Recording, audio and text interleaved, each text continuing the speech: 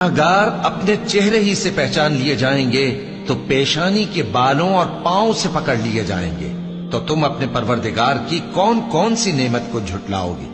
یہی وہ جہنم ہے جسے گنہگار لوگ جھٹلاتے تھے، وہ دوزخ اور کھولتے ہوئے گرم پانی کے درمیان گھومتے پھریں گے، تو تم اپنے پروردگار کی کون کون سی نعمت کو جھٹلاؤ گے؟ اور جو شخص اپنے پروردگار کے سامنے کھڑے ہونے سے ڈرا، اس کے لیے 2 باغ ہیں، تو تم اپنے پروردگار کی کون کون سی نعمت کو جھٹلاؤ گے؟ ان دونوں میں بہت سی شاخیں یعنی قسم قسم کے میووں کے درخت ہیں، تو تم اپنے پروردگار کی کون کون سی نعمت کو جھٹلاؤ گے؟ ان میں 2 چشمے بہ رہے ہیں، تو تم اپنے پروردگار کی کون کون سی نعمت کو جھٹلاؤ گے؟